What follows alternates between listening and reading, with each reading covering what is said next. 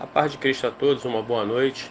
Nós vamos começar aqui com o texto áureo de 2 Coríntios 11, no versículo 4.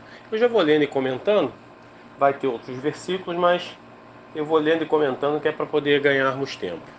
Vamos lá. Se, na verdade, vindo alguém pregar outro Jesus que não temos pregado, ou se aceitais espírito diferente que não tendes recebido, ou evangelho diferente que não tendes abraçado, a esse, de boa mente, o tolerais. Aqui, ó, deixa bem claro pra gente que haveria um outro Jesus, né? Que não temos pregado. Então tá aqui, ó. Se ele está deixando claro, aí é nas pequenas coisas que muitas das vezes passa despercebido por nós e nós acabamos tropeçando nisso. Então, aqui nesse versículo, deixa bem claro que haveria outro Jesus. E hoje nas igrejas, muitas delas, né, que são abertas sem propósito real, que é conduzir pessoas ao reino, uma estrutura que é chamada de igreja, embora meio que equivocada, se ela fosse verdadeiramente da parte de Deus, a única coisa que ela poderia fazer ali, aqui na terra, era conduzir pessoas a Cristo. Se o propósito dela não é esse, o propósito dela for qualquer outro, dinheiro, não interessa, ela não pode ser da parte de Deus. Então, mas aqui já é um vaticínio. Eu vejo esse versículo aqui como se fosse uma profecia, um alerta, na verdade, para nós. Por quê?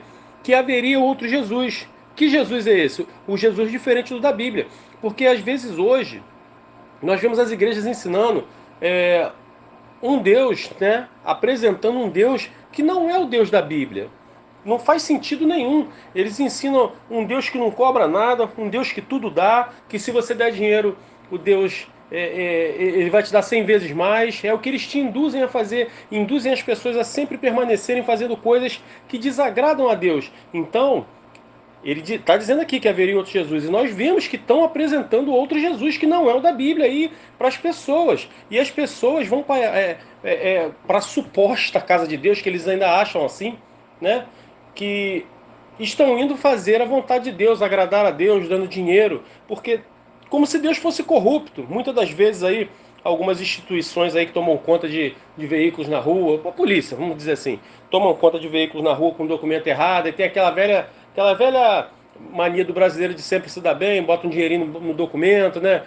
O que é errado também, isso é claro. Bota um dinheirinho dentro do documento para poder passar batido por uma determinada blitz. Não é assim que funciona? Então, modo errado, modo corrupto. Então, quando você dá um dinheiro a alguém, para alguém fazer uma vista grossa ou fazer alguma coisa para você, o nome disso é corrupção. E Deus não é corrupto, porque não adianta.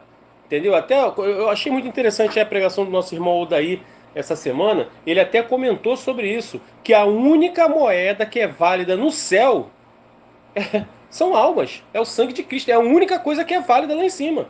Entendeu? Moedas que valem lá em cima é o sangue de Cristo lavando almas para que elas entrem no reino. Então não tem outro dinheiro que funcione lá para cima.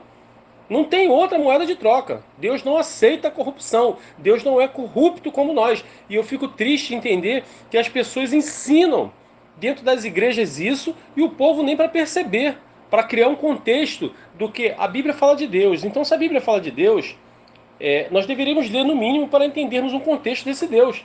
Mas o que o povo faz hoje? O povo hoje é mais fácil você pagar para entender alguma coisa, é mais fácil você dar o dinheiro.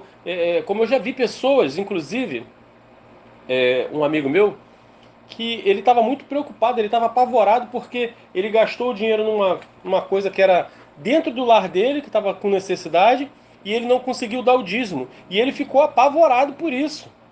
Aí eu falei, cara, mas por que você tá tão inquieto assim? Ele, cara, porque eu fiquei sem o dinheiro do dízimo, eu tive que gastar. Eu falei, você gastou em quê? Foi a pergunta que eu fiz pra ele. Ah, eu tive que gastar em casa com isso, isso, isso, isso. Eu falei, cara, você não gastou com coisas supérfluas, entendeu? Você gastou pra dentro da sua casa, então o seu dízimo foi aplicado de uma forma digna. Ele, não, mas aí Deus... Mas ele tava com esse medo todo de não ter dado dízimo dentro de uma igreja, porque na verdade não era com a preocupação com o próximo, que esse dinheiro poderia fazer falta com o próximo, que nós sabemos que muitas das igrejas não faz isso, não ajuda o próximo, né? É a coisa mais difícil você achar uma igreja que ajuda o próximo. Mas na verdade ele não estava preocupado em alguém que ia faltar algo para alguém, e sim com medo dele ficar impróspero. Ou seja, eu não paguei a Deus esse mês, eu tô, tipo assim, tô sem seguro. É mais ou menos dessa forma, entendeu? Eu entendi isso a ele, eu expliquei a ele que não era dessa forma, entendeu? E foi ruim dele entender, porque hoje as pessoas acreditam que só vão ser abençoadas se pagar o dízimo a Deus. Mas, gente, que Deus miserável é esse que precisa de 10% nosso? Entendeu? O 10% ele é libertador, mas é libertador para nós, quando nós ajudamos verdadeiramente alguém. Aí, como eu vejo muitas pessoas dando dinheiro na mão de homens que são fraudulentos, né? E esses homens usam dinheiro de forma ilícita. Aí quando você vai tentar alertar esse povo, ele fala assim, ó, aí é com ele e com Deus, porque a minha parte eu fiz, gente. Deus não tem o culpado por inocente. Não tem.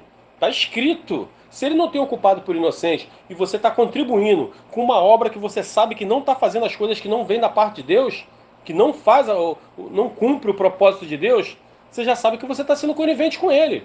Porque é como, vamos supor, o cara que mata e o que manda matar. O que mata tem culpa, mas o que manda matar, como ele a mente pensante, né, o mentor do crime, ele ainda leva até uma pena até bobear maior do que aquele que apertou o gatilho para atirar em alguém. Então, você não deixa de ser culpado quando você contribui. Que nem, por exemplo, uma pessoa vem e te pede um dinheiro para usar droga. Você pega e dá o dinheiro, é como se você estivesse empurrando essa pessoa no abismo. É quase a mesma coisa. Então nós precisamos compreender, Deus não tem o culpado por inocente. Então se nós sabemos que estamos dando dinheiro num determinado lugar e esse lugar está usando dinheiro de forma ilícita, gente, eu tenho até medo do que pode acontecer, né? Porque na verdade nós estamos contribuindo para o que é errado. Mas então, vamos lá. Então aqui está deixando claro que haveria outro Jesus, que não temos pregado. Então, nós vemos hoje que é o que mais tem aí, as igrejas apresentando um Jesus que não é o da Bíblia. Entendeu? Porque a única coisa que Jesus quer de nós é obediência, conhecimento das Escrituras para você colocar em prática. Então o que ele precisa de nós é obediência. Só isso. Entendeu? Então vamos lá. No restante do versículo aqui, após a vírgula, diz assim: ou se aceitais espírito diferente que não tendes recebido. Olha que interessante. Então haveria um outro Jesus e também haveria um outro espírito. Olha só, gente. E aqui está bem claro, o outro espírito, o espírito está em letra minúscula. Então, existe um outro espírito hoje, existe um outro espírito dentro de muitas das igrejas que aquele espírito de revelação, que as pessoas começam a falar o número do CPF, fala o número da identidade, fala não sei o que, fala coisas do teu passado, fala um montão de coisa para você, aí as pessoas ficam, como é que eu vou dizer, impactadas com isso, começam a chorar, ficam desesperadas, aí justamente o profeta que está de frente ali, né, o falso profeta, ele acaba vendo que a pessoa está fragilizada, ele começa a falar e muitas das vezes ele nem é desmascarado, que acaba falando coisas que não deve e a pessoa acaba engolindo, porque começa a entrar em choro, porque está falando coisas que não faz sentido, porque 1 Coríntios 12, 7, se não me falha a memória, diz assim, ó, o Espírito Santo de Deus ele só é derramado ao que for útil. Então, se ele só é derramado ao que for útil, qual é a utilidade do Espírito Santo ficar revelando CPF, revelando identidade, revelando o que você fez ontem, que cor foi a roupa que você dormiu semana passada? Não faz sentido, gente, não faz sentido. O Espírito Santo de Deus não é palhaço. Ele precisa operar em nós, mas ele opera nos melhorando, nos limpando, trabalhando em nossa vida, nos convencendo de que nós estamos errados para abandonarmos o pecado. É para isso que o Espírito Santo está aqui, não é para poder ficar revelando coisas que não deve para os outros, não. Ele pode revelar? Pode, ele pode revelar o pensamento de cada um, até que está me ouvindo nesse momento. Ele pode me dar o pensamento de cada um de vocês. Pode? Pode. Mas propósito para isso? Nenhum. Então para que ele vai fazer? Então, o Espírito Santo ele está aqui na Terra para ensinar. Ele está aqui na Terra para nos moldarmos. Ou seja, o Espírito Santo morando em nós, ele é o passaporte para a vida eterna. É isso que nós precisamos compreender. Mas muitas das vezes as pessoas estão recebendo um espírito que é o espírito da adivinhação, é o espírito da enganação, e não o Espírito Santo de Deus enviado pelo Jesus Cristo quando subiu. Nós precisamos estarmos alertas a isso. Porque muitas das vezes nós padecemos porque recebemos algo que não vem de Deus. E se nós estamos fazendo algo que Deus não se agrada, nós não vamos receber algo que seja da parte dele. Nós precisamos compreender isso. Aí vem aqui, ó. Então ficou claro. Haveria um Jesus diferente, haveria um Espírito diferente que não tendes recebido, ou o Evangelho diferente que não tendes abraçado. Ou seja, haveria também um outro Evangelho. Olha só que interessante. Então haveria um Jesus diferente do da Bíblia, um Espírito diferente do Espírito Santo de Deus, rodeando a terra também, e um outro Evangelho. Esse é o que mais nós vemos. Hoje é muito triste, eu vejo pessoas que se dizem tão antigas de igreja, mas não de servos de Deus, porque frequentar a igreja é uma coisa, ser servo de Deus, para mim é outra totalmente diferente. Porque muitos hoje eu vejo compartilhando, às vezes, um dizerzinho, copia e cola, não tem nem o trabalho de ler para confrontar aquilo para verdadeiramente se é bíblico, porque eu vejo um monte de evangelho misturado com autoajuda, e muitos dos que se dizem servos de Deus não conseguem diferenciar esse evangelho misturado com autoajuda. E esse evangelho diluído, misturado com autoajuda, ele não tem o poder de libertar ninguém. São palavras bonitas, doces, que acalentam até o coração, mas ela não tem o poder de libertar. Porque o que pode fazer alguma coisa por nós, e vai fazer, se praticarmos e conhecermos e praticarmos, é o Evangelho. Mas ele está falando aqui que haveria outro Evangelho. Então, como que nós vamos compreender se haverá outro Jesus, um outro Espírito ou um outro Evangelho? Se muitas das vezes nós não conhecemos as Escrituras, nós não damos o devido valor ao que tem que ser. Nós precisamos compreender as Escrituras, nós precisamos estar a todo momento praticando, lendo. Até porque se você não tem como você praticar aquilo que você não conhece. Então nós precisamos estarmos alerta, porque são nos pequenos detalhes que Deus mais fala conosco. Como está aqui, ó, Gálatas 1:10. Gálatas 1:10 diz assim, ó: porventura, procuro eu agora o favor dos homens ou o de Deus?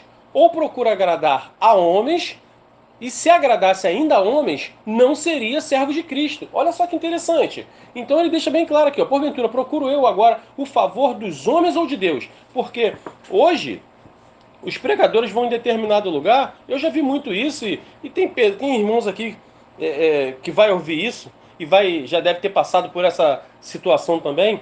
Ó, não pode pregar sobre isso não, não pode pregar sobre aquilo não, porque tem um irmãozinho que tá com um probleminha aí, entendeu? O outro ali tá com assim, então não pode falar isso, não pode falar aquilo. Então, quando você passa a compreender o que um outro está falando e não pregando o que Deus mandou e pregando o que o homem mandou, aí eu entendo esse versículo aqui, ó: favor de homem ou favor de Deus? Porque eu procuro agradar a homens, e se eu não pregar contra o pecado dele, como é que ele vai saber que ele está errado? Então, se o cara pratica aquela prática que é condenável pelas Escrituras, e eu não denuncio isso, eu vou passando a mão nele, eu vou permitindo que ele siga para o caminho que não é o que Cristo mandou. Não está na trajetória certa. Nós precisamos compreender.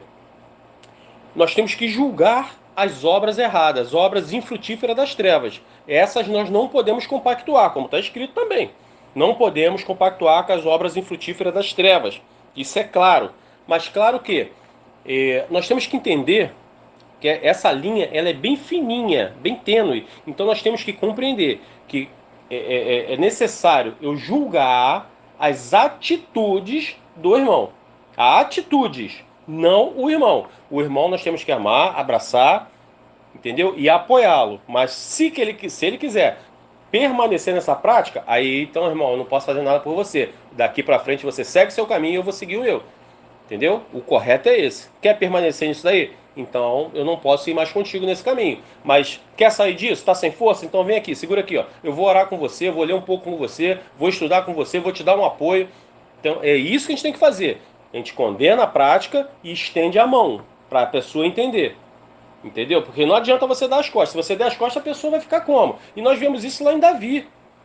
Davi estava todo errado, até que Natan foi lá, deu uma pancada com ele, falou, deu uma pancada na canela dele, falou o que estava acontecendo, denunciou a obra dele, que era infrutífera e era das trevas, foi denunciado, automaticamente as escamas dos olhos caíram. Então, muitas das vezes, Nós vemos que as pessoas hoje passam a mão no pecado do outro, fazendo com que ele permaneça ali, entendeu?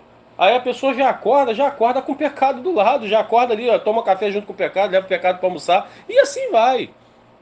Então nós precisamos aprender e nos libertarmos disso. Precisamos compreender que cada vez que passa está ficando pior.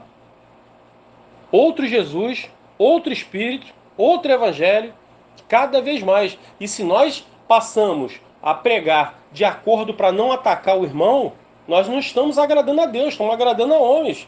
E Gálatas 1,10 está deixando claro aqui, ó. Se agradasse ainda a homens, não seria servo de Cristo. Por quê?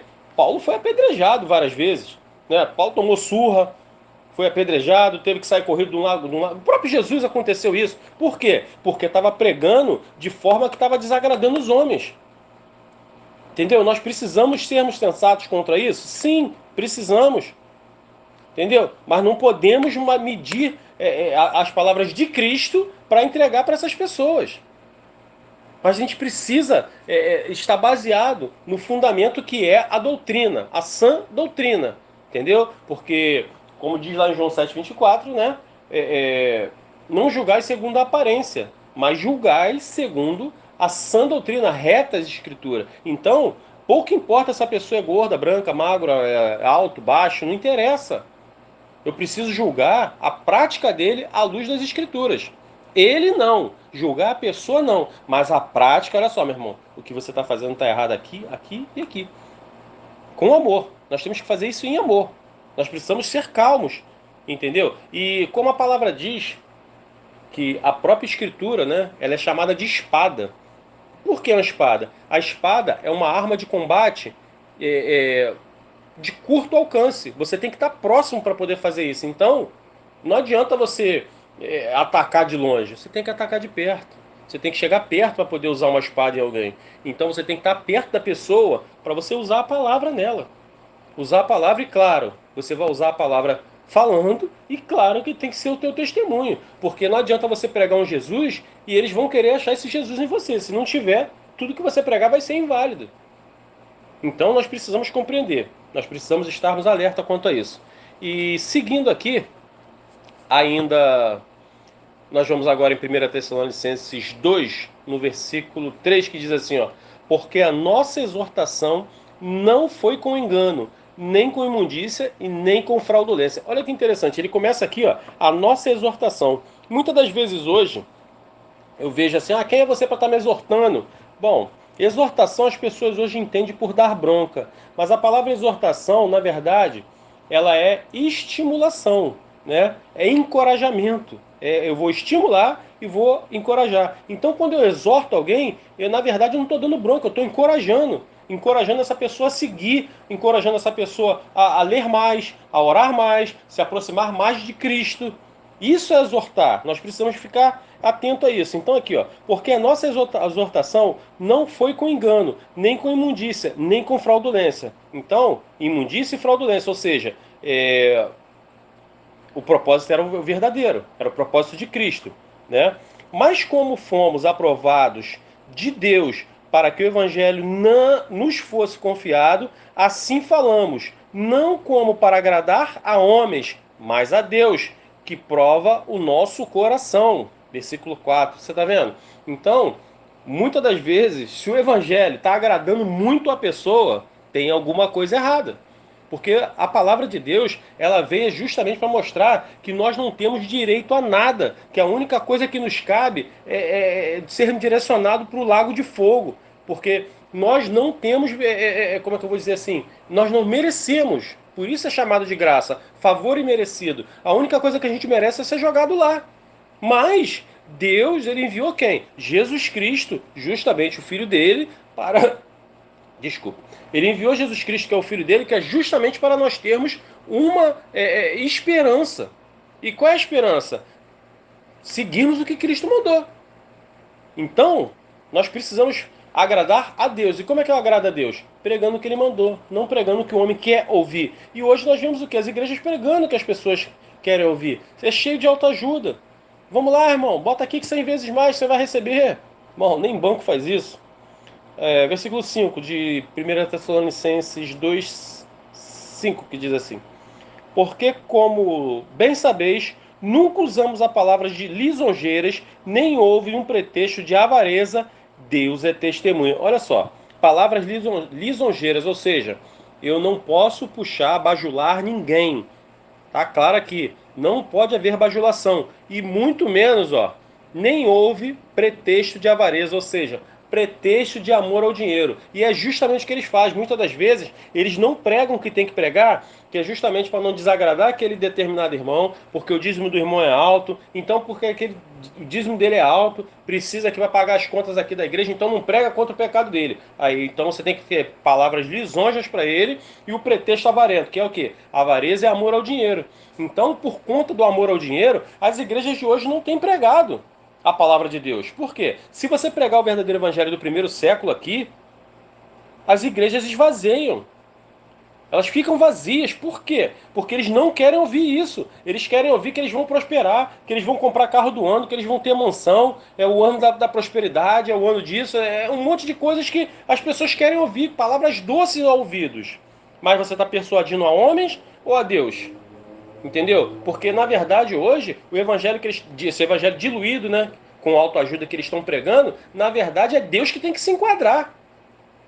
Ô, senhor, vê aí, porque você tem que se enquadrar no que a gente quer aqui, porque a gente quer carro novo, a gente quer mansão. O Deus está querendo preparar a gente para tirar daqui.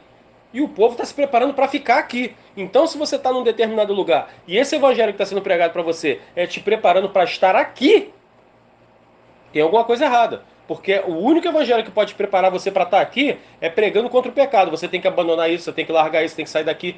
Entendeu? E seguir a Deus não é um conjunto de regras dizendo não para tudo. Não é isso. Você tem que ter a liberdade para entender. Opa, isso aqui desagrada, meu Deus, eu vou sair daqui. Opa, isso aqui desagrada a Deus. Não vou ouvir isso. Opa, para quem ainda assiste televisão. Opa, esse programa aqui tem muita coisa lascívia, coisa que não deve, então não vou ouvir, não vou assistir, porque isso desagrada, meu Deus. Então, nós temos que ter essa liberdade. Temos que ter essa liberdade, que nem uma vez eu conversando com um amigo meu, ele falou que eu era refém, eu era prisioneiro porque eu não podia fazer nada. E ele estava dizendo que ele era livre porque fumava. Eu falei, quem disse pra você que eu não posso fumar? Me dá um cigarro aqui que eu vou fumar. Ele, que isso, rapaz? Me dá um cigarro aqui que eu vou fumar. Eu peguei o cigarro da mão dele, dei um trago e devolvi a ele. Aí eu falei, agora eu paro de fumar, agora eu quero ver você falar, porque você falou que eu sou preso, né? E você disse que você é livre, então larga o cigarro, a partir de hoje para de fumar, que eu quero ver quem de nós dois aqui que é o livre. Ele não largou o cigarro. Então, quer dizer, as pessoas são escravas de determinadas coisas e acham que a gente que é o preso. Por causa de quê? Acha que a gente tem que obedecer um conjunto de regras dizendo não a tudo. Entendeu? Mas por que eu não fumo? Porque o cigarro faz mal à minha saúde. E se faz mal à minha saúde, a Bíblia fala, ai daquele que destrói o templo. Destrói o templo. Falei até errado. Então, a Bíblia fala sobre isso. Então, o que eu tenho que fazer? Eu não tenho que fumar. Porque o cigarro faz mal à minha saúde. Câncer aí, porque muitas das vezes nós olhamos aí, pega um maço de cigarro no chão, olha o que tem no verso do maço de cigarro. Eu não sei como é que as pessoas conseguem ainda fumar, sabendo que ainda tem aquele troço ali atrás. E são coisas absurdas e horríveis.